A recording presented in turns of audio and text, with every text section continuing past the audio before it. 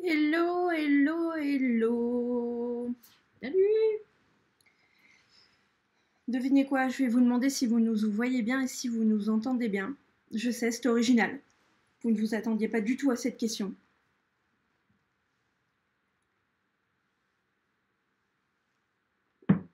Super. Alors, salut à tous et à toutes. Je vois des noms que je connais pas. Et ben c'est pas grave, tant mieux. Bienvenue à vous. J'espère que tout le monde va bien. Alors s'il y a des nouveaux, je vais peut-être vite fait nous présenter au cas où vous soyez venus là par hasard, que vous ne sachiez pas ce qu'on fait là. Moi je m'appelle River James Fantôme, je suis avec Madame ma femme ce soir. Normalement on parle surtout paranormal sur ce Twitch et sur ma chaîne YouTube. Mais ce soir, on est là pour parler plus particulièrement du côté criminologie d'un cas sur lequel j'ai fait une vidéo, je crois, la semaine dernière ou celle d'avant, excusez-moi, je suis peut-être un peu déphasée, et qui traitait du cas de la maison d'Amityville.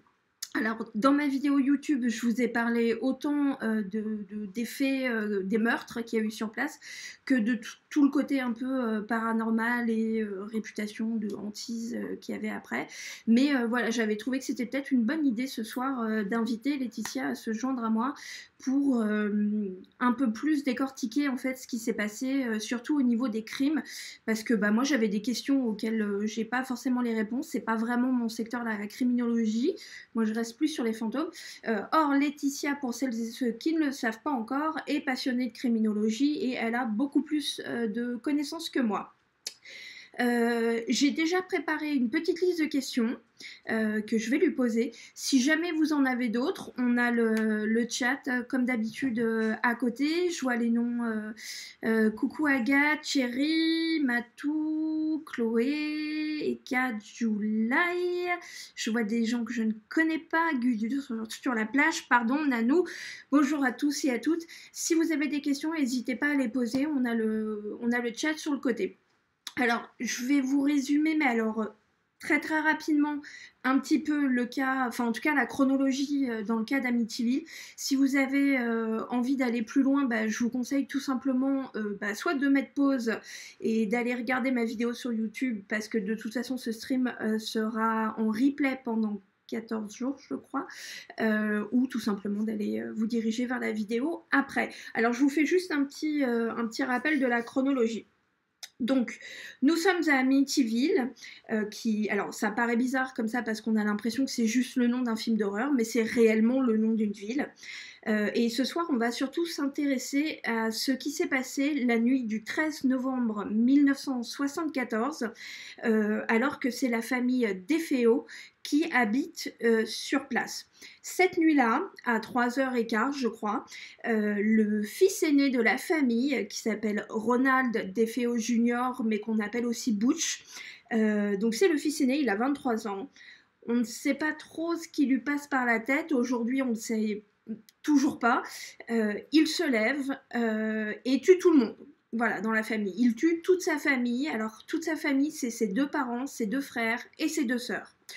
Je vous refais pas le coup de à quel moment il a amené les gens sur place, etc. À nouveau, je vous dirige vers ma vidéo pour avoir tout ça.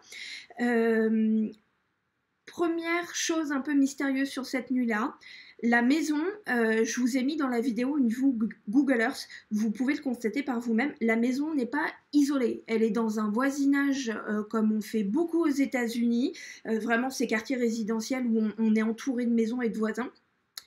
Aucun voisin, aucun habitant ou habitante des maisons aux alentours n'ont rien entendu. Il y a au moins entre 8 et 10 coups de feu qui sont tirés avec un fusil ce soir-là pour assassiner les gens de la famille.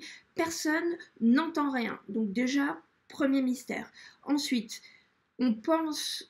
Et on ne sait pas trop, donc on va parler des théories un petit peu aujourd'hui. En tout cas, le procès, lorsqu'il s'est tenu, il a jugé Ronald DeFeo seul. C'est-à-dire qu'on incrimine Butch, le fils, seul. Pour la justice, et encore aujourd'hui, c'est Ronald seul qui a donc assassiné sauvagement, sans faire de bruit, 6 membres de sa famille. Les analyses faites sur les corps et sur la scène de crime ont montré que les corps n'avaient pas été déplacés. Là où c'est étrange, et c'est ce que je vous disais dans ma vidéo, c'est que cette personne qui a assassiné toute sa famille chez soi a forcément à un moment ou un autre fait du bruit. Or, on ne sait pas exactement sur combien de temps ont eu lieu les meurtres, mais on pense que c'est à peu près 10 minutes, donc c'est très très short. Personne n'a essayé de fuir. Personne ne s'est réveillé, les membres ont été trouvés, assassinés, pour la plupart avec une balle dans le dos, dans leur lit, ce soir-là. Donc c'est un deuxième mystère. En 75, Ronald est jugé, il est déclaré coupable et il est condamné à 6 peines à perpétuité, consécutive. Donc ça, c'est un truc aussi qui est un peu intéressant, on va en parler tout à l'heure. Alors, je vois déjà que, et Kat et Laetitia, vous nous parlez de drogue ou de somnifères. Ça, je peux vous répondre tout de suite. Les analyses n'ont montré aucune drogue.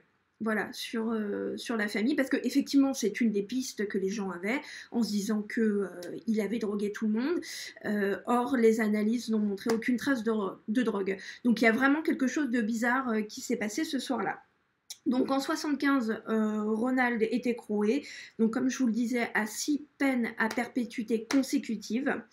Suite à ça, la maison reste vacante et le 18 décembre 1975, c'est la famille Lutz qui emménage.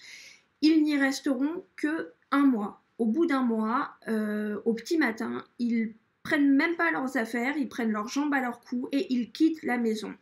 Ils disent que pendant ce mois où ils ont habité la maison, ils ont vécu un enchaînement de phénomènes paranormaux qui seraient énormes ou en tout cas effrayants au point que eux sont partis, ils ont quitté leur maison, ils ont tout laissé derrière. Suite à ça, la maison n'a pas été revendue tout de suite et le père de la famille Lutz, Georges, je crois, Georges Lutz, décide de faire appel à des enquêteurs en phénomènes paranormaux, etc. Là arrivent nos personnages préférés, c'est pas vrai, le couple Warren, qui vient mener l'enquête avec une équipe de télé sur place et qui bien sûr trouveront que la bâtisse est infestée, je crois, de plus d'une quarantaine de démons, donc c'est un peu la fête là-dedans.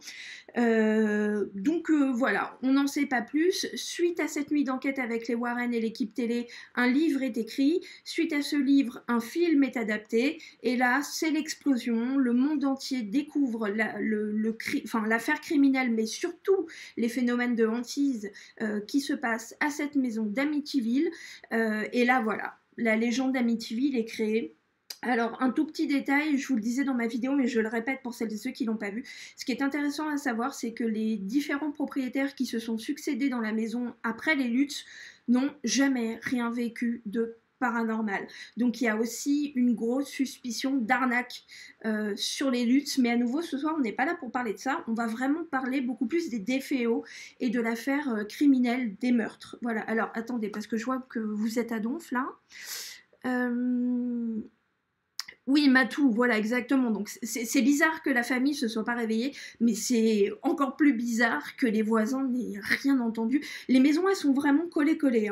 C'est un quartier pavillonnaire. En plus, c'est pas comme en France où ils ont des énormes jardins.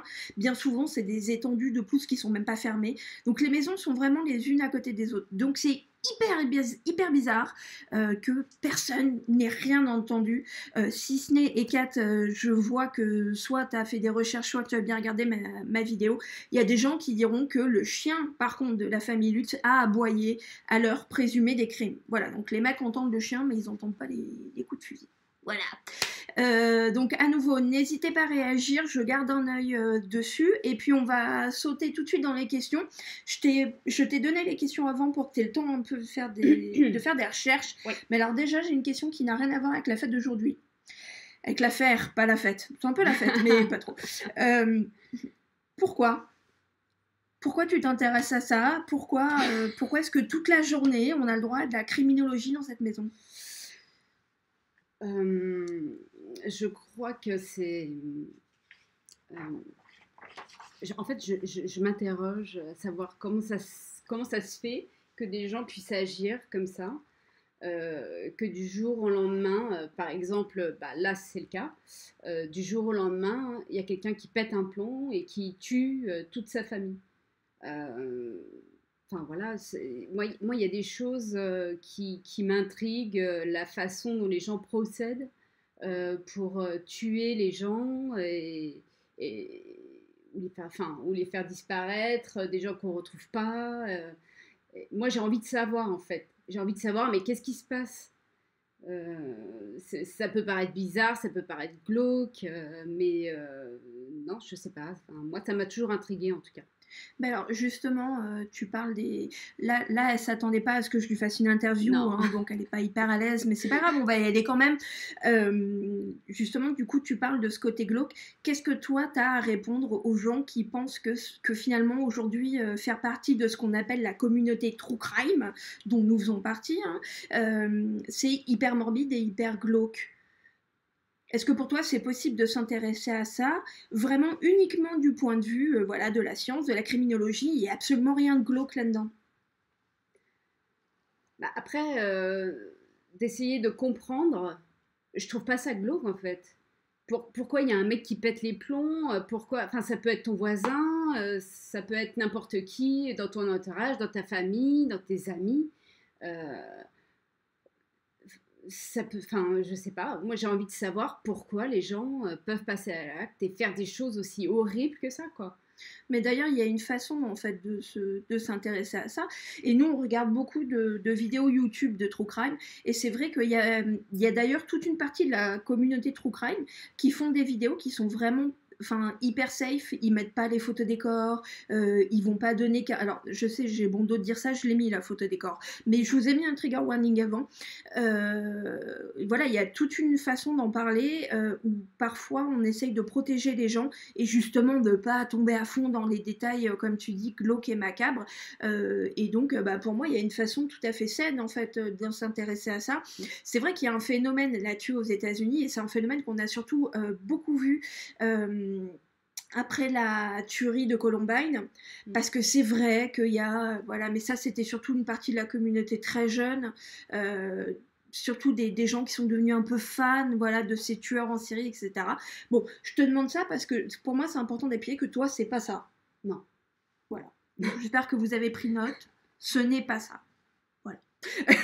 Allez, on va passer aux questions. Donc la première question que je t'ai posée, que je trouvais intéressante, c'est on a vu dans les premiers rapports d'autopsie et d'analyse par rapport à l'enquête qui a été faite par la police, il y a plusieurs spécialistes qui se sont mis d'accord sur un chiffre qui, moi, me paraît un peu, pas bizarre, mais je me demande en fait comment ils sont arrivés à ça.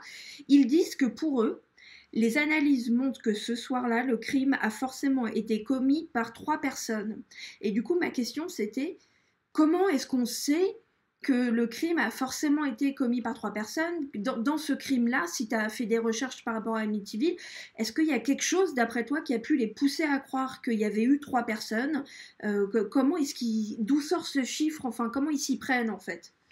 Alors, en fait, tout simplement, au tout début, je pense qu'ils se sont fait aussi. Ronald, quand il a fait ses dépositions, il a d'abord suggéré que c'était un ami de la mafia, de la famille. Hein, parce qu'ils étaient d'origine voilà, italienne. Qui aurait. Enfin, voilà, il s'était introduit dans la maison et il aurait demandé à Donald de l'aider à tuer ses parents et les enfants, quoi. Donc déjà, il y a cette déposition-là. Deuxième déposition, Ronald, là, parle de 2 amis à lui, dont il dit aucun nom, hein, on ne sait pas qui c'est. Il dit que ces 2 amis-là l'auraient aidé en fait à commettre les crimes. Euh, donc bon. Troisième déposition, c'est sa sœur, Dawn, donc celle qui était âgée de 18 ans, donc celle après lui, quoi, qui l'aurait réveillée en pleine nuit en lui tendant un fusil pour qu'il tue en fait ses parents. Et lui, il dit que c'est elle qui aurait tué les enfants. Donc, lui, il aurait tué les parents et elle, les enfants. Et il aurait fini par la zigouiller, elle. Oui. Mais alors, visiblement, Dawn aurait eu un complice en plus de lui. Ok. Donc bon, il a tué Dawn, mais il n'a pas tué le complice. Il est passé où? On ne sait pas. Où il est. Voilà, on ne sait pas. Donc moi, je pense que les analystes se sont aussi basés sur ces dires. D'accord, donc en fait, cette analyse qu'ils ont faite finalement, c'était plus basé sur ces dépositions plutôt que sur des preuves scientifiques qui auraient été trouvées sur place. Alors, il y a aussi une partie qui est logique en fait, de se dire qu'une seule personne n'a pas pu faire ça. Ce qui est logique, c'est que on constate que tous les corps étaient dans leur lit, n'avaient pas bougé. Enfin, il n'y a pas eu de réaction par rapport au coup de feu. Oui, ils ont été trouvés dans les... On les voit sur les photos que je vous ai mis dans la vidéo. Les membres de la famille ont été retrouvés dans la même position, dans leur chemise de nuit, etc., comme ils s'étaient couchés. Juste 2 secondes, j'ai vu passer une question... Alors, je suis désolée, je ne sais plus. Je crois que c'est Laetitia qui l'a posée. Voilà, alors Laetitia, 3 personnes, je pensais qu'une seule arme avait été utilisée, mais j'ai peut-être mal écouté. Dans ma vidéo, effectivement, je vous ai parlé d'une seule arme. Quand j'ai fait mes recherches, alors il faut savoir qu'à l'époque, peut-être que tu vas te connaître mieux que moi, mais je dis juste ça par rapport aux recherches que moi j'ai faites. À l'époque, les analyses de balistique n'étaient pas aussi poussées que maintenant.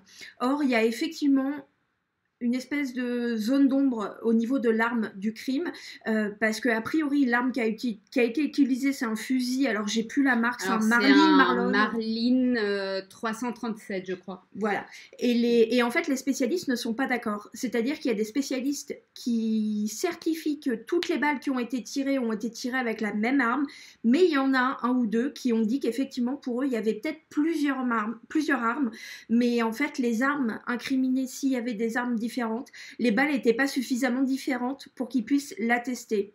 Donc voilà, c'est un truc dont on n'est pas vraiment sûr en fait. Alors en fait, au niveau de la balistique, ils ont trouvé 2 étuis à fusil, les 2 de la marque Marlin, sauf qu'il y en a un qui était du calibre 22. Oui, dans la maison. Il y en a un qui était du calibre 22 et l'autre, je crois que c'est 34, quelque chose comme ça. Je m'y connais pas trop en balistique, mais c'est ça. Mais c'est 2 armes qui utilisent des calibres différents. D'accord. Voilà. Après, je pense qu'au niveau balistique, il devrait quand même saisir si c'est de la même arme ou pas. Enfin, si c'est du même calibre ou pas, quoi. Parce que ça se remarque, c'est pas la même largeur en fait, on va dire. C'est pas le même diamètre. Après, je me dis, mais alors peut-être que c'est pas hyper sympa pour les Américains que ce que je me dis, mais est-ce qu'il n'y a pas eu aussi quelque part quelque chose où le fait de se dire que ça avait été tiré par une seule arme, ça arrangeait quelque part l'enquête, puisque ils détenaient déjà un suspect en gros, et que ça les arrangeait quand même vachement de se dire que c'était le seul suspect, donc on l'emprisonne et basta. Et du coup, est-ce qu'il n'y a pas eu un peu comme ça, tu vois, une pression faite par la police sur les scientifiques pour leur dire par contre on est d'accord, il n'y a eu qu'une arme, parce que ça arrangeait l'enquête. Bah oui, et puis en plus, quand Donald fait sa déposition en disant que 2 amis à lui l'ont aidé pour faire le crime, il n'a pas donné de nom, quoi. Ouais. Il a accusé que sa sœur. Donc, voilà, s'il avait envie d'incriminer quelqu'un, il a bien incriminé sa sœur. Il a donné le nom de sa sœur. Oui, donc il aurait donné le nom des complices. Voilà, oui. Enfin, pour moi, c'est ce que je pense, quoi. Mais après, oui, je voulais dire que ne serait-ce pour contenir en fait les gens présents dans la maison, les gens donc je parle de la famille, les analystes sont dit non mais il fallait qu'il y ait quelqu'un d'autre pour les empêcher de s'enfuir ou voilà. Je reviens sur une question que j'ai vue par rapport à la toxicologie.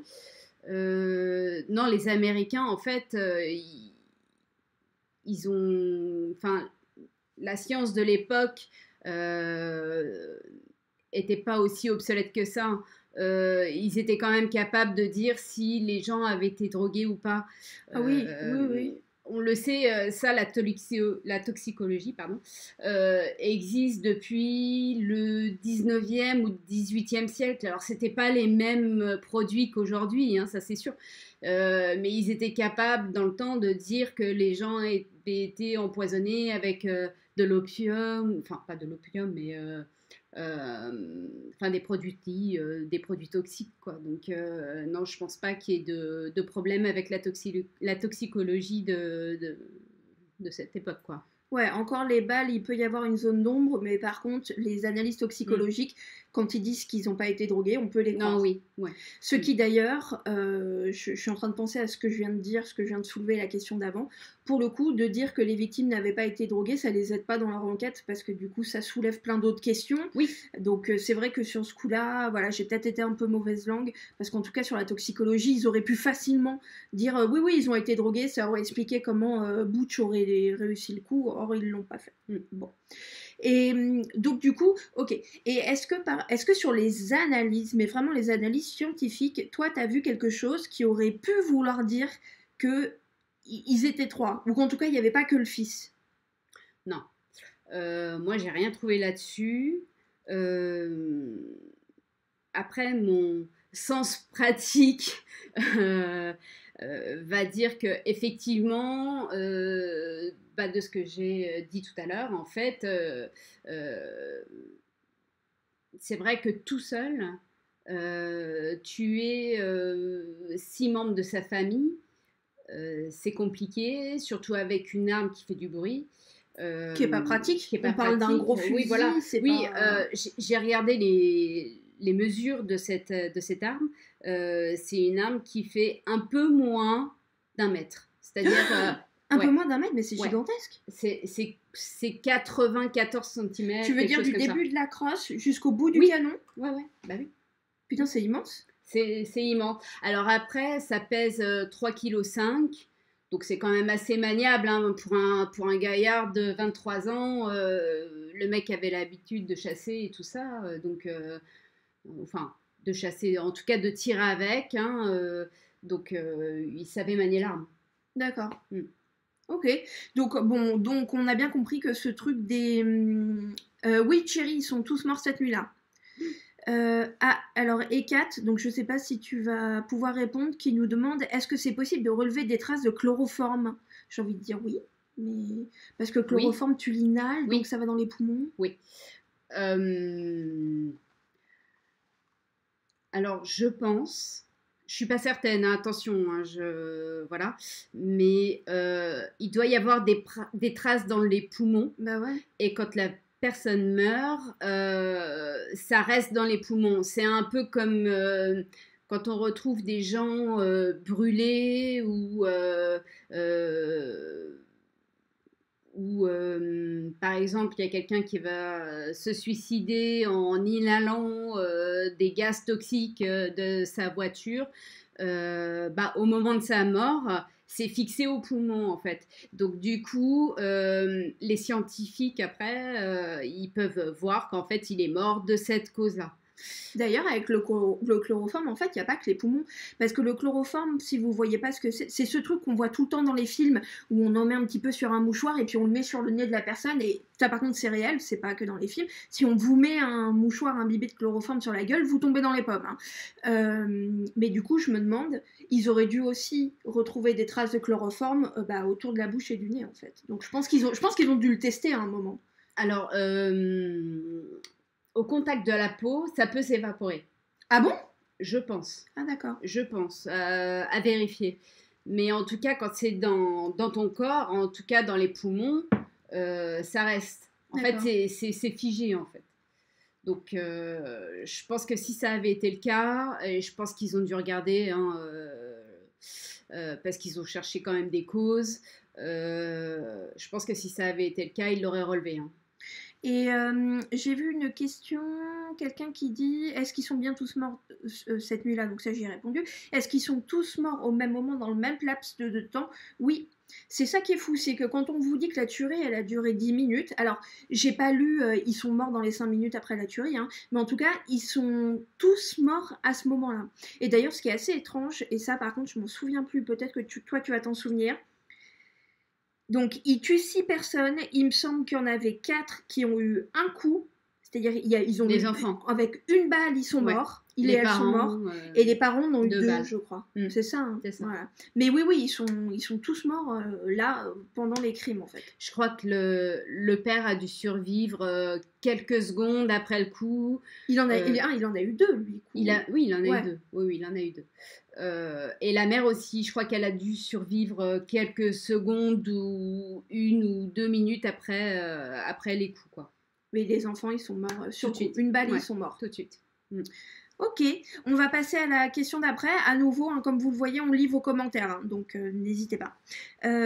Donc ensuite, je t'ai demandé, et ça c'est plus du droit que de la criminologie. Je me suis demandé, moi, en lisant, pourquoi est-ce qu'il est condamné à 6 peines à perpétuité consécutives. Enfin, quel est l'intérêt de dire... parce qu'une peine de perpète, on a compris, le mec va mourir en prison. Quel est l'intérêt de dire on va te condamner à 6 peines, donc le nombre de tes victimes, à perpète consécutive? Pourquoi ils font ça? Alors, le droit américain est fait bizarrement, on va dire. Excusez-moi.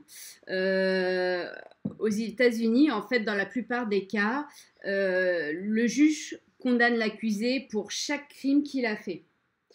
Où il a été reconnu coupable, on va dire. Et le juge, en fait, décide si les peines doivent être purgées de façon consécutive, donc les unes après les autres, ouais. ou si les peines sont purgées de façon, ils appellent ça concurrente, c'est-à-dire simultanément. Compressée. Voilà. C'est ça quand on dit une peine compressible ou incompressible, c'est ça? Non, je crois pas que ce soit ça. Ah d'accord. Je crois pas que ce soit pour ça. moi. Je m'y connais pas assez en droit. T'as pas regardé Perry Mason toute ton enfance? Non, désolée. Du coup, oui. Donc là, dans le cas de Ronald DeFeo, c'est 6 peines de prison, enfin de perpétuité. Pas à perpétuité. Ah ben alors moi j'ai lu qu'il avait eu 6 peines à perpétuité consécutive. Ça a été ça le jugement. Oui, pardon. Non, excuse-moi. Ah d'accord. Il a eu en fait 6 peines consécutives de 25 ans. Donc, pour chaque meurtre qu'il a fait... C'est pas perpète, donc.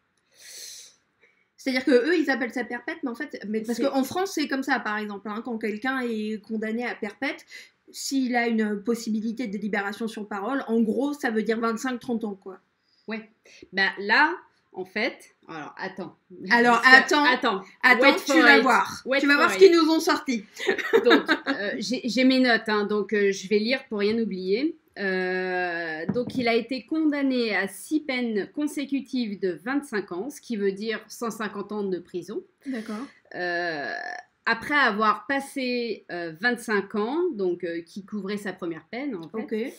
Il était devenu éligible à la libération conditionnelle. C'est-à-dire en 1999, il pouvait faire des demandes de libération conditionnelle. Ah, il n'était pas sans possibilité de libération. Non.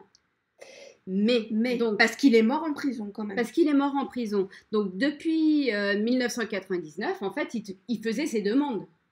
Mais ça lui a toujours été refusé. D'accord, donc en fait, quand ils te disent que tu peux faire la demande, mais ils peuvent te la refuser. Quoi. Exactement. Alors, c'est comme en France, en fait. Hein. Mais dans ces cas-là, pourquoi ne pas dire, si tu sais d'avance que tel condamné va faire ses demandes, mais on sait que ça va être refusé, pourquoi ne pas dire tout de suite sans possibilité de libération?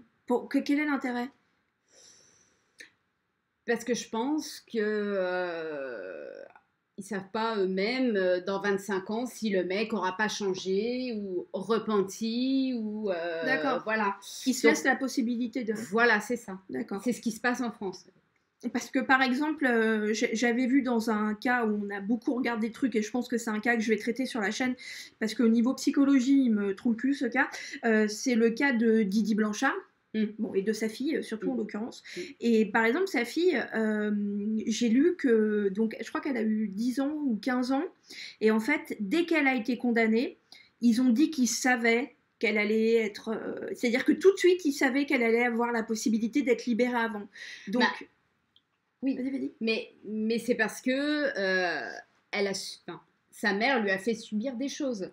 Et il savait bien que la seule façon de s'en sortir pour sa gamine, c'était de se séparer de sa mère. Et la seule façon de se séparer de sa mère, c'était de malheureusement la tuer, quoi. Donc ils ont considéré ça limite comme de la légitime défense à un moment. Bah, je pense. Ouais. D'accord. Ce qui est bien, hein, ce qui est bien. Moi, c'est aussi pour ça que je veux traiter de ce cas avec vous, parce que je trouve ça très bien. Mais alors du coup, je suis désolée parce que c'est des questions que je t'ai pas écrites, mais on peut en parler parce que c'est intéressant. Il y a un truc dont j'ai pas parlé dans ma vidéo, mais qui est quand même beaucoup sorti, surtout lors du procès de la part des avocats de Ronald DeFeo. Il y a quand même beaucoup de gens qui disaient que en fait le père de Ronald le maltraitait quand même pas mal, et que lui, non, pas les autres enfants de la famille, qu'il le battait, il l'humiliait, etc. Dawn aussi. Et du coup, et Dawn aussi. Ah ça, moi je l'ai pas lu. Ouais. Mais que eux deux. Que les deux. En fait, alors ça appuie quand même vachement une thèse. Qui dit que Dawn l'a aidé. C'est parce qu'en fait, visiblement, Dawn et lui s'en prenaient pas mal dans la gueule, et que du coup, ils avaient déjà, selon lui, hein, après c'est pas prouvé, mais selon lui, ils avaient déjà discuté de la façon dont ils pourraient calmer leur père, quoi. Mais c'était que le père, c'était pas toute la famille. Non, c'était pas toute la famille. Mais du coup, c'est marrant, non, pardon, c'est pas marrant. Ça appuierait quand même vachement. Il y a une thèse aussi qui est sortie et que les avocats de Ronald ont essayé de défendre, c'est que en gros, Dawn a été complice. En particulier parce qu'on prêterait éventuellement une relation incestueuse aux deux, aux frères, à Ronald et à Dawn, donc à frères et sœurs, et que donc ils auraient voulu se débarrasser de leur famille pour parce que voilà, pour couvrir leur relation, et puis finalement à la fin Ronald aurait quand même finalement tué sa sœur. Mais du coup là, ce qu'on est en train de dire, ça pourrait corroborer cette théorie qui, moi, me paraît complètement tirée par les cheveux. Dites-nous si vous trouvez ça possible. Je sais pas, moi, en faisant mes recherches, j'ai rien lu. J'ai rien lu qui laissait penser qu'ils avaient eu ils étaient très proches, mais qu'ils aient eu une relation malsaine ou illégale ou quoi au caisse, j'ai pas. Mais du coup, ce serait intéressant. Et du coup, c'est pareil, c'est-à-dire que ça pourrait appuyer le fait que Dawn l'a vraiment aidé, que donc ils ont vraiment pu tuer donc 5 plus Dawn personnes ensemble, et donc effectivement, si ça se trouve, peut-être pas avec le même fusil. Voilà. D'accord. En fait, ça me fait me rendre compte à quel point on ne sait rien dans cette affaire. C'est-à-dire que le Ronald a été condamné, on est à peu près sûr qu'il est coupable, mais on n'est en tout cas pas sûr du tout que ce soit le seul coupable, en fait. Ouais. Mais c'est aussi pour ça que je m'intéresse au true crime, en fait. C'est qu'il y a des trucs qui te donnent à réfléchir, quoi. Même si le procès est passé et tout, il y a quand même des trucs qui font qu'il y a du mystère, quoi. Ouais. Donc, et moi, j'aime pas le mystère. Ok, d'accord, c'est pour ça que tu fais des recherches en paranormal. moi, j'ai envie de savoir. On travaille juste dans le secteur le plus mystérieux du monde, le paranormal. Y a-t-il une vie après la mort ? Et Kat, je vois que tu dis par rapport à la question que je vous ai posée que toi, tu n'as jamais lu ce genre d'hypothèse. Donc j'imagine que tu fais référence à ce que je disais, c'est-à-dire une relation éventuellement incestueuse entre Ronald et sa sœur Dawn. Effectivement, c'est pas une hypothèse que tu lis en faisant 3-4 recherches. Hein. C'est vraiment quand j'ai fouillé que j'ai vu ça. Voilà. Est-ce qu'il a pu être examiné par un psychiatre ? Alors, on va y arriver, c'était une de mes questions. Donc, si vous permettez... Ah bah non, c'est ma question d'après, donc on y va. Je t'ai posé comme question, pourquoi est-ce que la folie n'a pas été retenue ? Pourquoi est-ce qu'il a été jugé, pas coupable, mais, comment on dit, apte à être jugé ? Alors, en fait, c'est sa façon de procéder, en fait. Qui fait qu'il ne peut pas être considéré comme fou. Donc, le mec a commis les meurtres. Il prend soin de ramasser toutes les cartouches, enfin toutes les douilles. Il se lave, il se change, il emballe l'arme dans des thés d'oreiller. Et il part au travail, je crois. Il part au travail, mais avant de partir au travail, il se débarrasse de tous les indices, en fait. Il en balance dans un égout et il va balancer l'arme dans une baie à côté de chez eux, en fait. Donc le mec est teubé, en fait. C'est ça que tu essayes de nous dire. Ouais. Bah le mec, je vais emballer toutes les preuves et ce que je vais faire, c'est que je vais aller les mettre dans le jardin. Voilà. Mais non, pas dans une haie, dans une baie. Dans une baie. Moi j'ai cru qu'il les avait mis sur la haie qui le séparait, tu sais, genre oh attends je vais le poser là, le fusil il est bien là. Parce qu'en fait il devait y avoir une baie de l'océan, pas très loin à côté de chez eux. l'océan, Amityville. Donc il est allé balancer l'arme. Ensuite, il est allé prendre son petit-déj à côté de là où il travaillait. Bien évidemment. Voilà. Connard. Pardon. Et toute la journée, il a essayé d'appeler au domicile familial en faisant remarquer à ses amis et aux gens qui étaient autour de lui ah bah tiens, c'est bizarre, j'arrive pas à les avoir. Enfin, c'est trop Personne bizarre. décroche, c'est bizarre. Donc voilà, quelque part c'était pour se former aussi un alibi, quoi. C'est genre, mais j'arrive pas à joindre ma famille. Enfin voilà, tout ça pour moi, c'est quand même une personne qui réfléchit, qui se dit, bah là je vais faire ça, enfin qui a conscience en fait de ce qu'il a fait. Une personne folle va pas se donner la peine de ramasser toutes les cartouches, se débarrasser des indices, enfin faire ce genre de choses en fait. C'est vraiment quelqu'un qui est méthodique limite quoi. Il a été trop méticuleux et réfléchi pour être considéré comme fou.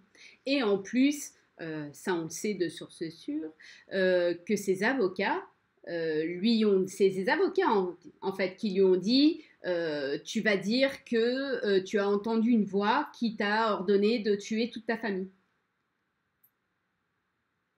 Et alors du coup, comme je suis désolée, je ne sais plus qui posait la question, Matou, est-ce qu'il a été examiné par est-ce que dès que tes avocats veulent plaider la folie, t'es forcément soumis à des tests psychiatriques? Ouais.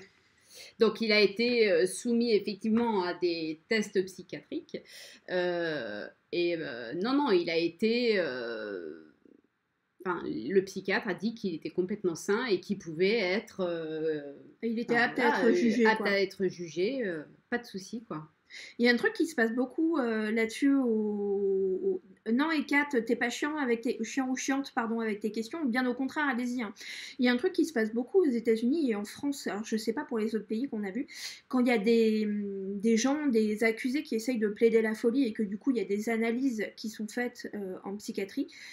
Très souvent, ce qui se passe, c'est que les psychiatres vont dire que l'accusé, effectivement, est dérangé de façon psychiatrique, mais que ça ne l'empêche pas d'être apte à être jugé. Et on dit que ça, c'est parce que, en fait, le peuple français et américain, ils sont pas hyper fans, et c'est normal, moi non plus, je suis pas fan, qu'on dise, ah bah, t'as zigouillé 50 personnes, bah, tu vas juste rester 8 ans en hôpital psychiatrique, et puis après, tu vas être libéré. Et ce qui fait, le pendant de ça, et ça, ce qui est un peu dommage, c'est que du coup, parfois, il y a des gens qui, effectivement, pourraient être considérés comme fous, même si j'aime pas ce mot, malades, mais dont on va dire, oui, tu es malade, mais tu peux quand même être jugé. Mais lui, les psychiatres ont vraiment pas du tout reconnu quelque chose. Non. D'accord. Non. De toute façon, même quand on voit, je sais pas si vous regardez des documentaires et ce genre de choses, il y en a des interviews récentes de Ronald, puisque, je vous le rappelle, il est mort il y a quelques semaines. Alors, je le savais pas du tout en faisant ma vidéo, en cherchant. J'ai vu que le hasard a voulu, je crois qu'il est mort en février. Enfin, voilà, il est vraiment mort il y a pas longtemps. Non, il est mort en mars. Ah bah voilà, encore moins, donc en mars. Donc il y a des interviews très récentes en fait de lui. On voit très bien que le mec est pas fou, quoi. Non, il est pas fou, quoi, clairement. Et puis même s'il avait une passade de folie, parce que tu peux très bien aussi avoir une passade de folie, et voilà. Mais t'aurais pas idée de te laver, de ramasser toutes les cartouches. Quelqu'un qui est fou, qui a un acte de folie, en fait, il va développer une sorte de clivage, en fait. Il va plus savoir ce qu'il a fait. Oui, il va avoir un blackout, quoi.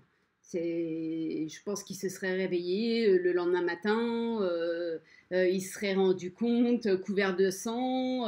Bon, bah là, ok, ça aurait peut-être été de la folie, mais là, c'est pas le cas en fait. Le mec tue, ramasse les douilles, se lave, puis comme j'ai dit, quoi, le mec a vécu sa vie normalement. Après, pas de souci, je vais manger mon croissant, je vais travailler. C'est aux États-Unis, c'était probablement un pancake ou Ouais, un non, muffin. mais bien sûr, bien sûr. C'était peut-être pas un pain au chocolat, enfin une chocolatine, bien évidemment.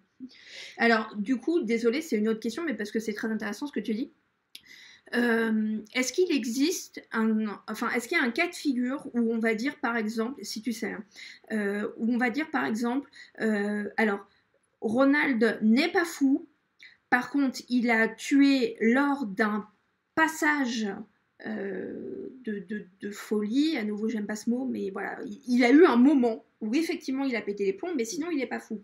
Est-ce que ce moment où les gens pètent les plombs, ça peut être retenu et du coup donner des peines moindres que si tu étais reconnu comme vraiment ça a été fait avec t'étais oui. sain d'esprit? Bah oui. Il y a qu'à voir le. Alors, je me souviens plus du nom du mec qui avait séquestré un mec dans un bus. Ah oui, Avec horrible. des passagers, là, Horrible. tous les passagers sont descendus du bus avec le chauffeur, le temps qu'ils avertissent la police, que la police arrive, le mec qui était complètement dingue a coupé le mec En en morceaux, morceaux, a commencé à le démembré. bouffer et tout. Et le mec, je crois qu'il a eu genre 10 ou 15 ans de prison, un truc comme ça. Ouais, donc il n'a pas été reconnu comme fou, mais par contre, on a reconnu qu'à ce moment-là, il a eu Non, un mais accès le de mec folie. était schizophrène.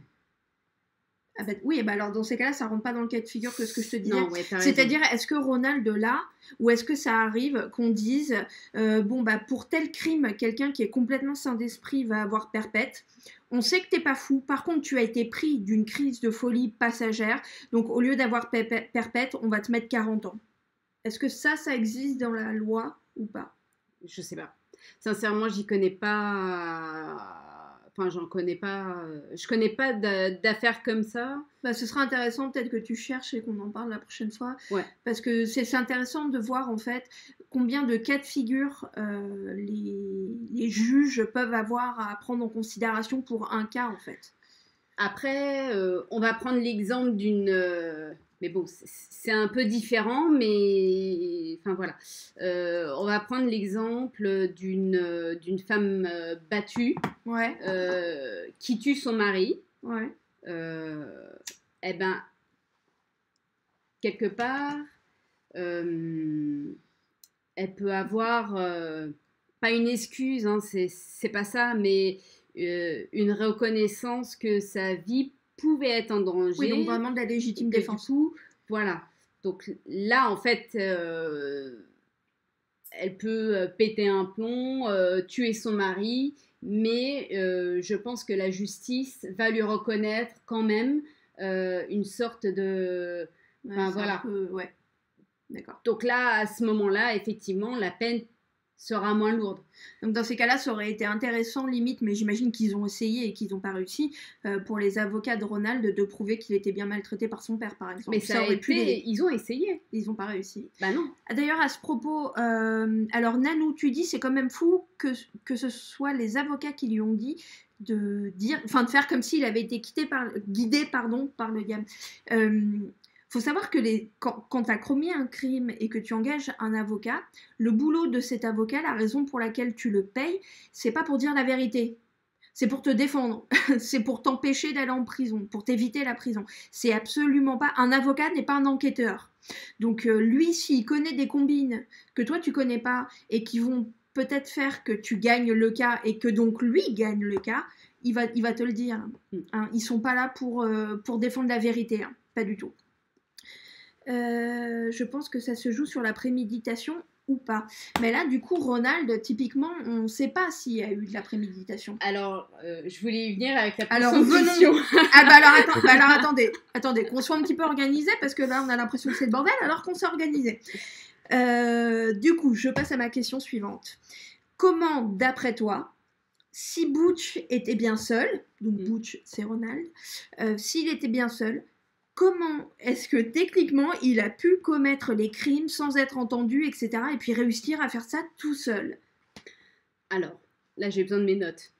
J'ai fait des recherches et je suis même allée sur des sites de chasse et tout, hein, pour savoir de quoi un peu je parlais. De chasse? Oui, tu vas voir après. Très bien. Oh, il y a du suspense. Ouais. Quelques semaines avant les meurtres, un ami de Ronald qui s'appelle Bobby Kelski, peut-être, je sais pas. Bon, bref. En fait, Ronald lui aurait rapporté qu'il serait à la recherche d'un silencieux. En fait, il voulait se procurer un silencieux. Ah. Voilà, donc ce qui prouverait effectivement la préméditation. La préméditation, pardon. À savoir qu'un silencieux, pour ceux et celles qui se posent la question, ça réduit le bruit, mais c'est pas non plus complètement magique. Hein. C'est pas comme dans les films des par exemple Tonton Flyer. Ouais, voilà, ça fait pas un bruit de bouchon de champagne quand tu tires, quoi. Ça fait quand même vachement de bruit. Ça fait quand même vachement de bruit. D'accord. Ça réduit le bruit d'à peu près 30 décibels. D'accord. Et ça ne fait pas de flash lumineux. Je suis hyper déçue. Hollywood nous ment. Ouais. Hollywood nous ment. C'est incroyable. On est crédule. En comparaison, un fusil de chasse, comme celui de Ronald, fera en moyenne 165 décibels. Sans le silencieux. Sans le silencieux. Donc, avec le silencieux... Alors, attends, j'y viens. Le seuil de supportabilité, donc nous, hein, le nôtre, c'est de 65 décibels. Mais c'est vachement plus. Le seuil de dangerosité, c'est de 90 décibels. Donc quand tu tires un coup à la carabine, tu risques de devenir sourd. Voilà, ouais. C'est pour ça que normalement les chasseurs devraient avoir un casque de sécurité quand ils tirent. On sait que la carabine utilisée pour les meurtres aurait dû être entendue à 5 pâtés de maison. Voilà, ça je l'avais dit dans ma vidéo. Pour bien se représenter l'équivalence du bruit d'un fusil avec un silencieux. 165 décibels moins 30 décibels, ça nous fait quand même du 130 décibels. Du 130 décibels, ça équivaut à un avion au décollage. Ne parlons pas d'avion, tu veux que je tombe dans les pommes ou... Mais non, mais c'est le seul comparaison que j'ai trouvé. Je veux me tuer. Donc voilà, il y a quand même...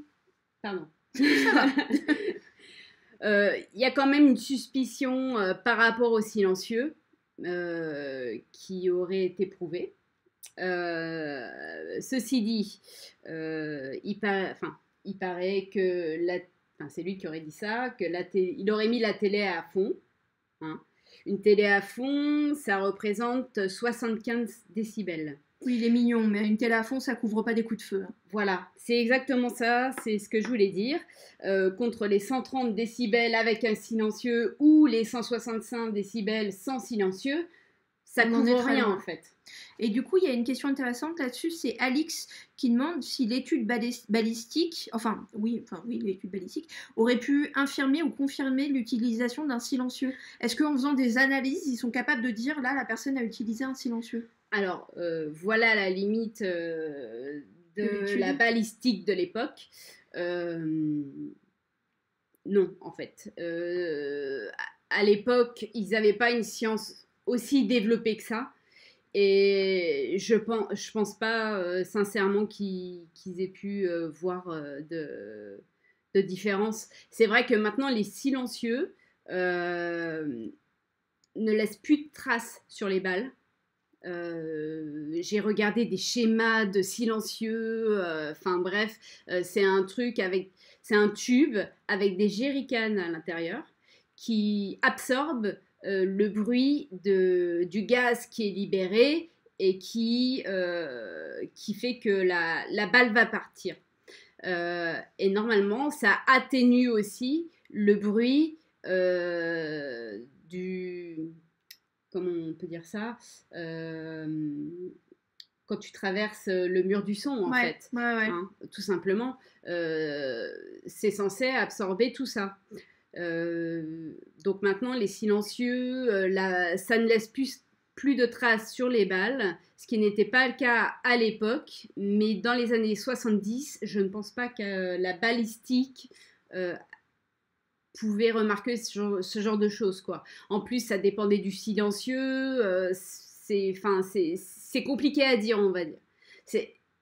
Ils peuvent ne pas le prouver, mais ils ne peuvent pas l'improuver. Enfin, voilà. C'est pas possible.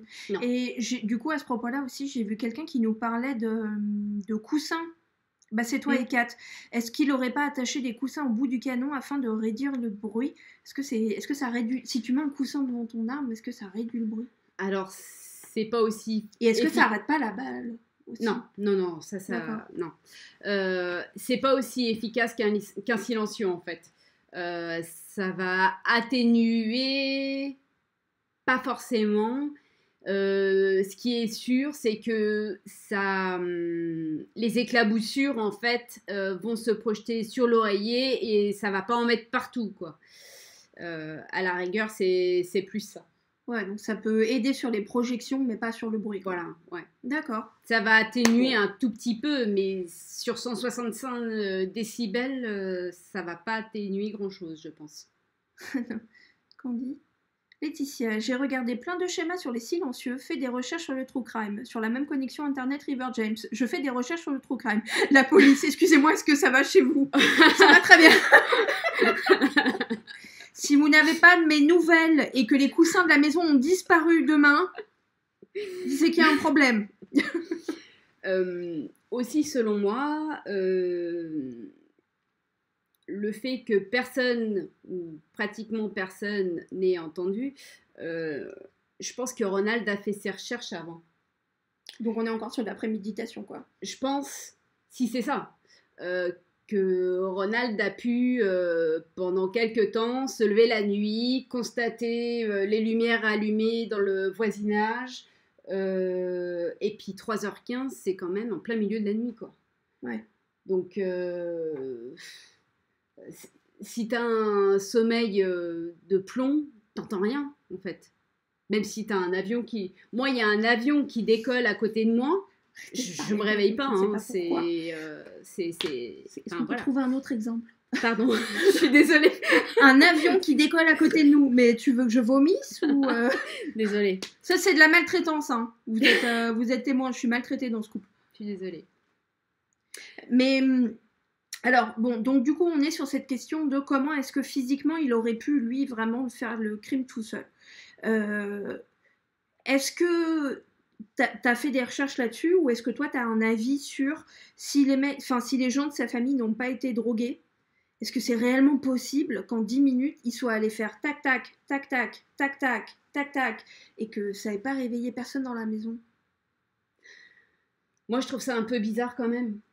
Y a forcément une personne sur 6 qui a dû entendre quelque chose, quoi. Bah, après, est-ce qu'il n'aurait pas mis une balle à son père, mis une balle à sa mère, remis une balle à son père, remis une balle à sa mère ? Ouais. Et après, bon, bah, il avait quand même l'ascendant sur ses frères et sœurs. Il aurait très bien pu leur dire, tu retournes dans ta chambre, t'inquiète pas, c'est rien, j'arrive, je vais m'occuper de toi. Et puis, bah, effectivement, il s'est occupé d'eux, quoi. Oui, parce que c'est vrai qu'on vous a donné l'information qui est importante, c'est que les analyses ont montré que les corps n'avaient pas été déplacés. Par contre, effectivement, ça ne nous prouve pas qu'il n'y en a pas un qui s'est pas levé à un moment, et effectivement que Butch n'ait pas dit, va te recoucher, j'arrive. Enfin, je ne sais pas quoi. D'accord. Mais je rebondis sur July. Effectivement, moi je trouve ça super bizarre que les voisins, enfin un des voisins ayant entendu le chien et pas les coups de feu quoi. J'ai du mal à comprendre parce que c'est vrai que les fusils font énormément de bruit et selon le classement des décibels que j'ai pu consulter, un aboiement de chien c'est moindre qu'un coup de fusil quoi. Donc Ouais, c'est quand même hyper bizarre ce truc ouais. de bruit qui n'a pas été entendu. Mm. Ou est-ce que, je vais un peu loin, mais ce fameux voisin là, parce que c'est toujours le même qu'on voit dans les reportages, c'est le mec qui habitait vraiment à côté. Donc en face la haie sur laquelle a mis le. En face la pote. En face la poste. Est-ce que ce mec, genre, détestait pas les déféos et s'est dit ah bah ils sont tous en train de se faire tuer, c'est très bien, je vais pas bouger. Ou est-ce que je c'était sais pas pas. un de ses complices? Je sais pas. Quel aurait été le. Alors, d'ailleurs, Je on sais y rien. vient. Il y a quelqu'un qui nous parle de mobile. Melia AA. Pardon, je suis désolée, je dois mal dire ton nom. Mais est-ce qu'il avait une sorte de mobile, par exemple donc, tu parles de témoignages de mauvaises relations. Donc, ça, oui, c'est ce qu'on disait. Voilà, lui, il a avancé que, effectivement, son père était maltraitant. Si c'est pas ça, quel aurait été le mobile de Ronald? Il n'y a aucune bonne raison. Alors, Parce que c'est vrai qu'on dit tout le temps que quand il y a des procès comme ça pour crime, justement, le boulot de la partie civile, pardon, c'est de trouver un mobile. C'est vrai que j'ai pas vu ça, moi, dans mes recherches. Quel mobile bah, ils mais avaient trouvé? Il n'y a pas de fortune familiale. bah, si. Il avait la maison, il aurait pu vendre la maison. Ronald, c'est quelqu'un qui se droguait à l'héroïne, quoi. À l'héroïne, pardon, excusez-moi. Donc, si c'est quelqu'un qui était, enfin voilà, qui avait besoin d'avoir de l'argent pour se procurer de l'héroïne, on peut admettre qu'il ait pu tuer sa famille parce qu'il avait besoin d'argent, quoi. D'accord, donc l'argent peut être un mobile. En général, c'est le motif, quoi. Le mec est un peu con. Hein. Si c'est ça, il est un peu con. Hein. C'est le seul survivant, bien sûr que les soupçons vont se tourner vers lui. Il est un peu. Bah, il a tout fait pour pas que les soupçons soient sur lui, quoi. Mais ça a loupé. Bah, il a mal caché les armes, hein. Déjà, premier truc. Hein. Bon, ça, c'est un truc que je comprends pas. J'en sais rien, je suis pas meurtrier, mais t'as toujours l'impression que les armes, elles sont hyper mal cachées, quoi. T'as envie de leur dire, mais tu prends l'arme, tu vas à 1000 km, tu la jettes et tu reviens. Mais là, c'est lui qui a dit où étaient les indices, en fait. C'est lui qui l'a dit. Quand il était coincé, il a dit ouais bah voilà, j'ai jeté l'arme dans la baie à côté de chez moi et puis les munitions et tout ça dans un égout, ils sont là à tel endroit et effectivement c'était là quoi. Oui, parce que lui, à partir du moment où il a été arrêté, lui sa défense, ça n'a jamais été de dire qu'il avait rien à voir en fait. Non. D'accord. Non. Bah rien à voir. Après il s'est donné des excuses comme quoi, enfin des excuses, genre Satan m'a possédé, tout ça quoi. C'est quand même une excuse, tu vois, c'est pour se déculpabiliser quelque part quoi. On m'a dit de faire ça et il y a ça, plus la fois où il dit soi-disant il aurait aidé le mafieux parce que c'est le mafieux qui lui a dit de tuer ses parents quoi. Alors je crois que la piste mafieuse elle a été gardée 24 heures quoi. Oui, c'est-à-dire ça a été la première. Oui, c'est très vite passé. Mais effectivement, je vous le disais dans ma vidéo, le fait que les Warren soient venus, etc., eux, ils ont très vu ce cas comme un cas sur lequel ils pouvaient se faire de l'argent.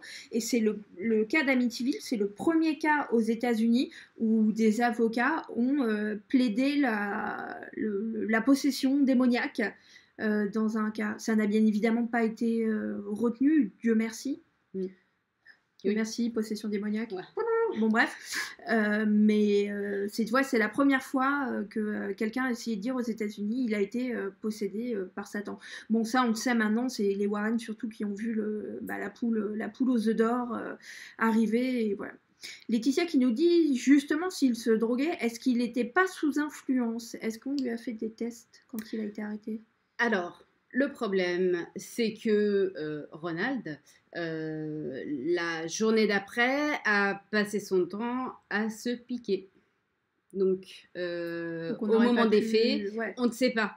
C'est le problème, en fait, quoi. Donc, je pense que ça n'a pas été retenu comme excuse, on va dire, à ces Circonstance actes. atténuante. Voilà. De toute façon, est-ce qu'aux États-Unis, c'est le fait d'être drogué, ça peut être retenu comme une circonstance atténuante? Non, tu t'es drogué, c'est tant pis pour toi, non? Ouais, non, je pense pas que ça fasse partie des circonstances atténuantes. Je ne pense pas.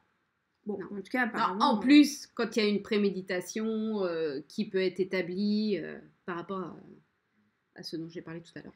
Alors effectivement, Matou, c'est pour ça que je dis Dieu merci, hein, au niveau de la suspicion de possession démoniaque. Tu dis comment est-ce que tu peux juger, et même comment est-ce que tu peux prouver une possession démoniaque? Bah tu peux pas en fait, parce que c'est de la merde. Donc heureusement que ça n'a pas été retenu. Du coup, la drogue, pour expliquer son comportement, genre je tue tout le monde et pouf, je vais bosser. Ça peut être, oui, peut-être. Soit il est fou, soit il est malade, soit il est bête, soit effectivement il était tellement drogué que le mec il a cru que ça allait passer quoi. Il s'est dit je vais aller travailler, je vais faire semblant de les appeler 2-3 fois dans la journée, ça va passer. Peut-être. En fait, je pense que de toute façon, c'est même pas une question de drogue, c'est parce qu'il était conscient de ce qu'il faisait et il s'en rappelait. Donc le fait d'être drogué à ce moment-là ne va pas de toute façon, lui apporter de circonstances atténuantes, quoi. Ça, c'est évident. Ouais. De toute façon, bon, ça mérite recherche, mais effectivement, je vois pas comment logiquement le fait d'être drogué, ça peut être retenu comme une circonstance atténuante. Pour moi, c'est même l'inverse, c'est une circonstance aggravante.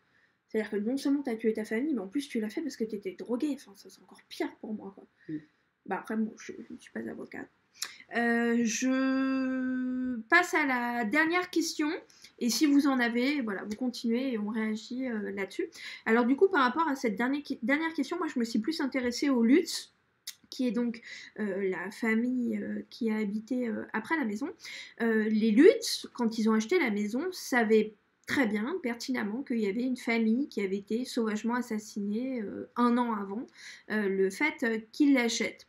Aux États-Unis, il y a une loi, je crois, tu vas nous répondre parce que c'est la question que je t'ai posée, qui oblige les agents immobiliers à donner ce genre d'infos. C'est-à-dire s'il y a eu un crime dans la maison que tu veux acheter, ils sont légalement obligés de te le dire. Qu'est-ce qu'on en sait? Alors, non, il n'y a pas de loi là-dessus. Ah bah, est-ce que vous aussi vous croyez qu'il y avait une loi? Moi j'étais persuadée qu'il y avait une loi. Il n'y a pas de loi. Par contre, il existe dans le code déontologie des agents immobiliers l'obligation de déclarer toute circonstance de nature à influencer une transaction et ce fameux code s'applique aussi pour les particuliers. D'accord. Voilà. Donc c'est pas une loi, mais voilà, quand tu achètes un bien, tu es censé dire s'il s'est passé des choses, voilà. Enfin, c'est une obligation, quoi. Il n'y a pas de loi, mais c'est une obligation. C'est une obligation déontologique, mais pas légale. Voilà. C'est un peu... Cela étant dit, là, pour les Lutz, une des raisons aussi pour laquelle ils ont acheté la maison, c'est que par rapport à ce passé qui était tout récent d'actes criminels, ils ont acheté la maison pour, je vais pas dire une bouchée de pain, mais en tout cas pas du tout pour 80 000 $. Voilà, la maison valait beaucoup plus. Mais ils l'ont acheté aussi par rapport à ça. Ouais, alors, je voudrais juste... en fait, j'avais un petit exemple de cas où la personne n'avait pas déclaré ce qui s'était passé dans la maison et ce que ça a pu... Tu veux dire Manu, quand elle a acheté sa ferme, c'est ça? On lui avait pas dit qu'il y avait des fantômes? Non. Il y a 2 trucs intéressants, en fait. Donc, le premier truc, c'est que un vendeur particulier vend sa maison sans rien dire, sans dire qu'un meurtre suivi d'un suicide y a lieu. C'est un vrai cas que tu es en train de dire? C'est un vrai cas. Une semaine avant l'emménagement, les nouveaux acquéreurs décident de faire des travaux de peinture dans la maison. Oh, ouais. Un voisin vient les voir pour se présenter. hein, normal, salut, ça va. Bonjour. Je vous ai apporté des cookies. Voilà, Ça se fait exactement beaucoup comme ça se fait aux voilà. États-Unis. Hein, voilà. Le voisin vient les voir, donc se présente, et une chose en amenant une autre, leur dit ça vous fait pas, enfin ça vous a rien fait de savoir ce qui s'était passé dans la maison, donc. Et là, les mecs tombent dans les pommes. Les gens hyper étonnés comprennent pas, donc lui demandent ce qui s'est passé. Le mec, bien sûr, leur raconte l'histoire. Hein. Et en fait, les acheteurs, après, ils ont dit, bah non, on veut pas y vivre, quoi. Ah, ils se sont rétractés carrément. Non, eux, ils voulaient pas y vivre. D'accord. Hein, ils voulaient rien entendre. Donc, ils ont entamé des poursuites contre le vendeur, en fait. C'est-à-dire qu'ils se sont pas juste contentés de dire, voilà les clés, rendez-nous l'argent. Ils ont aussi... Il faut que tu procèdes à ça, quoi, à des poursuites, en fait. T'es obligé. Peut-être qu'ils ont dit au mec ouais bah non, et puis le mec leur a dit bah non, c'est mort, vous l'avez acheté, maintenant vous vous démerdez, quoi. Donc ça a été prouvé que le vendeur était au courant, puisqu'il était le petit-fils Putain, tu me l'as enlevé de la bouche. Des personnes. J'allais dire le petit-fils. Voilà. Du coup, le juge a donné raison aux acquéreurs, a fait annuler la vente, et le mec, le vendeur, a dû payer aux acquéreurs 15 000 $ de dommages moraux, ainsi que 23 000 $ en remboursement. Donc, c'est-à-dire frais d'avocat, peinture achetée, je suis plutôt d'accord quand même. Ouais, bah oui, hein. En fait, c'est ça, c'est très subjectif finalement. T'as des gens pour qui il n'y a pas de souci, mais t'as des gens pour qui c'est pas possible, quoi. Et le droit respecte ça. Donc voilà. Et si vous êtes un peu curieux, il y a un site. Non, il y a un site depuis 2013. C'est un mec, un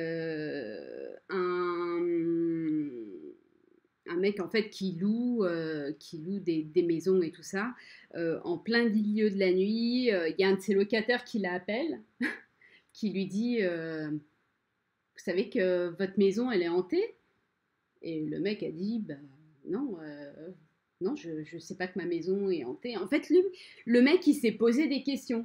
Il s'est dit est-ce qu'on m'a pas dit qu'il s'était passé quelque chose dans la maison ou quoi? Et ça lui a donné l'idée de créer un site où tu peux rentrer ton adresse, et le site, par des algorithmes, va te signaler si dans ta maison ou aux alentours, il va te proposer des certificats de décès, des faits divers, des rapports de police et autres documents relatifs en fait au logement. C'est hyper dangereux de faire ça. Ça veut dire que n'importe qui, enfin, tu fais des recherches sur telle ou telle maison, il y a des documents que tu n'arrives pas à voir, tu vas sur le site, tu dis au mec, je voudrais racheter la maison. Et là, le mec, il te file tous les docs. Bah, c'est pas le mec, c'est l'algorithme, en fait. Oui, mais c'est hyper dangereux. C'est toutes les données qui ont été mises sur le site, quoi. D'accord. Voilà. Je trouve ça bien / dangereux. Moi, ça me gênerait pas du tout acheter une maison dans laquelle il y a eu un crime, là, par exemple, la famille, voilà. Moi, ça me gênerait pas du tout. Ce qui me gênerait, en fait, c'est les curieux. Tu vois, c'est par exemple les gens qui ont acheté la maison d'Amityville, donc après les Lutz, eux ils ont dit que voilà, ils ont jamais rien vécu, si ce n'est en fait les gros relous qui venaient, qui essayaient de regarder comme ça par la fenêtre parce qu'ils voulaient voir la maison d'Amityville. Moi ça me gênerait beaucoup. Par contre, savoir qu'il y a eu un crime ou je sais pas quoi chez moi, ça me... De toute façon, enfin, alors peut-être pas aux États-Unis, mais en tout cas en France, on est un très vieux pays, on sait qu'il y a des corps enterrés littéralement partout. Enfin, tu sais que si tu achètes une maison en France, il y a quand même de très grandes chances qu'il y ait un corps quelque part, quoi. Mais aux États-Unis, que ce soit dans la maison ou sur le terrain, ils sont obligés de signaler s'il y a eu un meurtre, s'il y a une mort violente, c'est-à-dire suicide, meurtre, mort accidentelle et aussi une mort naturelle. À toutes les morts. Toutes les morts. Ils sont obligés de dire toutes les morts. Ouais. C'est dans le code de déontologie. Qu'est-ce que vous en pensez, vous? Vous, ça vous gênerait d'habiter dans la maison d'Amityville, là, ça vous dérangerait d'y habiter voilà, si vous saviez qu'il y avait eu ce genre de truc. Oui, plus embêté par les gens que par les esprits, bah oui, ça c'est certain. Mais je sais pas, toi, ça te gênerait? Non, on a déjà vécu dans une maison hantée, donc non. Non, mais pas une maison forcément hantée, mais une maison dans laquelle il y a eu des crimes de... Tu vois, genre, t'as de l'argent, tu tombes sur la maison d'Amityville qui est juste gigantesque, magnifique, il y a une piscine, il y a tout ce que tu veux. On te dit, ouais, mais alors il y a Ronald, il a tué tous les déféos. Ça te gênerait ou pas? Non, je pense pas. Ce qui me dérangerait le plus, c'est les gens qui sont curieux et qui viendraient à la porte. De toute façon, des trucs comme ça, des maisons soi-disant hantées qui, au bout du compte, ne le sont pas. On en connaît même en France, hein, la maison de Saint-Quentin, tout ça, où il ne s'est jamais rien reproduit après. Enfin, voilà. Moi, j'ai vécu, et alors là, c'était tout le village. J'ai vécu là où il y a eu des bûchers de sorcières, quoi. Alors, effectivement, c'est un peu spécial, hein, l'ambiance est très, très pesante, mais ça n'a pas empêché mes parents d'acheter et de construire là-bas, quoi. Hmm. Non, non, mais oui, mais je trouve ça intéressant. Et du coup, est-ce qu'en France, c'est pareil? Est-ce qu'en France, ça je sais pas. Est-ce que les agents immobiliers, ils sont obligés de te dire s'il y a eu un meurtre dans la maison? Je ne sais pas. Si vous le savez, si vous avez cette information, dites-le nous. Je trouve ça hyper intéressant. Voilà, moi je suis arrivée au bout des questions que je voulais poser à Laetitia. Est-ce que vous avez des questions à lui poser? Est-ce qu'elle est saine d'esprit? Est-ce que tout se passe bien? Non, non, mais allez-y. Ah voilà, donc Julie nous dit en France, ils ne sont pas obligés de le dire. J'arrive pas à savoir si je trouve... Enfin, est-ce qu'ils devraient être obligés de le dire? Ils devraient être obligés de le dire si ça fait perdre de la valeur marchande à la maison. Mais c'est pour ça qu'ils sont obligés de déclarer aux États-Unis, en fait. C'est juste pour ça? C'est juste pour l'argent? Oui. D'accord. Oui. Alors ça s'explique alors. D'accord. Ce qui est un peu bizarre parce que, et surtout aux États-Unis, pas en France, mais surtout aux États-Unis, où ils sont hyper friands d'histoires paranormales ou d'histoires de true crime, quelque part, parfois, le fait que ta maison, ce soit la maison dans laquelle blablabla, ça fait prendre de la valeur au lieu d'en faire perdre. Regarde la villa de James Mansfield. Ouais. Aux États-Unis, la Villa Rose de James Mansfield, elle vaut des milliards. Des milliards. Et elle est hantée, hein, c'est genre avéré. Mais ouais, c'est bizarre parce que, tu vois, c'est pas... C'est ce que je disais, c'est subjectif en fait, quoi. C'est les gens, ils vont tolérer parce que c'est l'ancienne villa de James Mansfield, mais par contre, ils vont pas tolérer les grands-parents qui sont suicidés ou voilà, quoi. Et Kat, en France, dans ces cas-là, la hantise ou meurtre, ils la détruisent. Est-ce que tu dis ça parce que tu es au courant d'un... Alors meurtre, je sais pas, mais en tout cas, la hantise, moi j'ai jamais entendu parler d'une maison qui avait été détruite parce que elle était réputée hantée. Ou est-ce que après, ce qui est possible aussi, c'est que les gens le fassent et que publiquement on le sache pas. Hein. T'es pas obligé de faire paraître dans la gazette de ton village que tu détruis ta maison parce qu'il y a un cas de hantise. Mais moi, je connais pas, en tout cas, de cas en France. Et alors, du coup, même par rapport au meurtre. Je crois pas qu'il y ait des maisons déjà qui aient été détruites parce que... Ça a pu arriver. Hein. En Belgique, oui. Je crois qu'en Belgique, la maison du trou a été détruite. Ouais. Mais en France, je sais pas du tout. Le seul exemple qui me vient en tête, c'est tout ce qui est en rapport avec la vague d'attentats qu'il y a eu il y a quelques années, où on sait que voilà, déjà ils n'ont pas détruit le Bataclan et ils le gardent quoi. l'imprimerie où les frères Kouachi sont partis se réfugier est toujours là. C'est toujours la même imprimerie avec les mêmes employés. Ça, par contre, c'est chaud. Tu vois, ça, par contre, je pourrais pas revenir travailler sur un lieu dans lequel je me suis planquée des heures dans un placard sous un évier parce qu'il y avait 2 terroristes. Ça, par contre, moi, je pourrais pas. Mais c'est très personnel. Mais alors Ekad, pardon. Alors souvent, oui, j'ai vu des articles sur ce sujet et les maisons étaient démolies. Regardez la maison. Je vais me le noter. T'as un stylo? Oui, exactement. Attends, je vais le prendre en photo. La maison du docteur Petiot et celle la de maison de copain, Landru. Voilà, la maison de Landru est toujours là et je crois qu'elle est toujours à vendre d'ailleurs. Elle est toujours à vendre la maison. Elle change de propriétaire régulièrement. Elle est à vendre quoi. Merci Ekat, je vais regarder la maison. Je ne vais pas savoir le dire, mais je vais essayer quand même. En Pompon. Je vais regarder ce que c'est parce que je ne connais pas du tout ce cas. C'est hyper intéressant. Est-ce que vous avez des questions pour nous par rapport à ce sujet d'Amityville? Est-ce que vous voulez poser une question à Laetitia?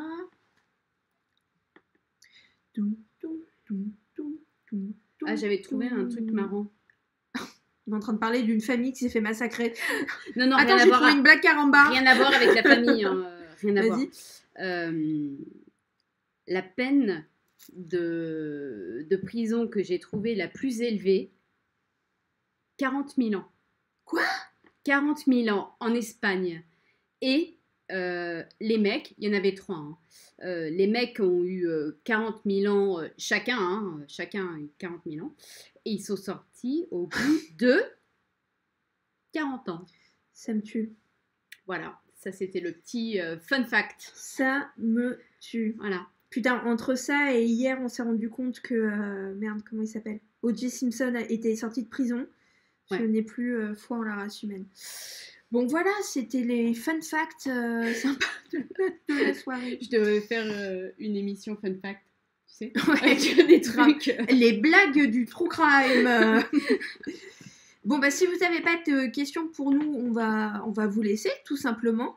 Je vous rappelle que ma dernière vidéo sur le cas de Lizzie Borden est en ligne. Ma prochaine vidéo, dont je ne vous donnerai pas le sujet, je vais vous garder le suspense, sortira mardi prochain. Quant à moi, je suis en stream sur Twitch demain ou après-demain, je ne sais plus, avec vous pour regarder un épisode de la Nuit du Chasseur. Et on en est rendu à l'épisode tourné au château de Fougères et pas de Fougeray, je vous le dis. Merci beaucoup Mélia, je mets beaucoup d'amour dans mes vidéos. Laetitia Minet, j'irai voir. Ok. Merci. Alors Laetitia, comme tu aimes le true crime, peut-être que tu connais le podcast Cerno-Lente. L'anti-enquête. J'en ai déjà entendu parler, oui, effectivement. J'ai jamais écouté, mais je vais suivre ton conseil et je vais écouter. D'ailleurs, si vous avez des chaînes de true crime à nous conseiller, on est preneurs. Si vous me suivez sur Instagram, vous avez peut-être vu mes stories il y a quelques jours sur Victoria Charlton, où je vous expliquais pourquoi est-ce que j'arrête de regarder cette personne. Qu'est-ce qu'on regarde beaucoup, nous? On aime beaucoup Sonia. Et Bailey. C'est Marianne. C'est Marianne. C'est en anglais, malheureusement. Qui se maquille. C'est pas sous-titré français, mais pour ceux qui comprennent anglais, c'est tout à fait accessible. Ouais, complètement. On regarde aussi Max Skies, Liv. Moi, je regarde Danelle. Toi, t'aimes pas parce que tu la trouves trop factuelle. Cécile Adams aussi. Si vous ne connaissez pas Cécile Adams, elle est toute nouvelle dans les vidéos True Crime. C'est une Belge. Elle est géniale. Elle est mortelle. Elle est géniale. Regardez ses vidéos, elle est géniale. Et si vous commentez, dites-lui que c'est River James et Laetitia qui ont conseillé. Ces vidéos sont géniales. Ouais. Si vous avez des conseils à nous donner sur des chaînes peut-être ou des podcasts de True Crime, n'hésitez pas à nous envoyer un message. Donc comme je vous disais, le planning de la semaine n'est pas fini. On se revoit demain ou après-demain en stream Twitch pour regarder ensemble un épisode de La Nuit du Chasseur. On se retrouve également en live. Oh la mauvaise. C'est quand qu'on est en live? C'est vendredi. Vendredi, on se retrouve vendredi pour un live La Nuit du Chasseur sur notre dernière enquête qui est sortie pour nos abonnés YouTube qui s'appelle Retour à l'abbaye de Fontaine-Guerard. Et la semaine prochaine, on a encore un programme avec plein de choses. Je vous le dis pas pour l'instant, je vous sortirai le planning de la semaine prochaine ce week-end comme d'hab. Voilà. Demain à quelle heure? Mais est-ce que c'est demain déjà? Laissez-moi vérifier. Demain, oui, c'est ton live Twitch. Non mais j'ai honte, hein. C'est mon propre planning et je le connais pas. Tu vas te faire des post-it? Non mais le pire c'est que je fais des stories tous les jours. Demain 22h. Jeudi, voilà. Donc, demain 22h. Demain à 22h, donc on se retrouve sur cette même chaîne Twitch pour regarder ensemble le château de Fougères. Tu seras avec nous? Non, tu dormiras toi à 22h. Peut-être, on verra. Peut-être, on verra. Suspense. On se retrouve vendredi pour le live de La Nuit du Chasseur. Et voilà, et d'autres trucs qui arrivent la semaine prochaine. On vous fait des bisous. Merci beaucoup d'avoir été là. Merci d'avoir posé des questions, etc. etc. J'espère qu'on se voit demain. Demain, ça va être comme d'hab quand c'est un peu tard. Ça va être ambiance pyjama. Hein. Vous allez me retrouver en pyjama sous le plaid sur le canapé pour parler fantômes. Merci d'être venue. Merci madame ma femme d'être venue. Et puis voilà, on vous fait des bisous. Merci beaucoup. Et puis on se voit demain pour celles et ceux qui seront là. Prenez soin de vous et de vos fantômes. Voilà, gros bisous.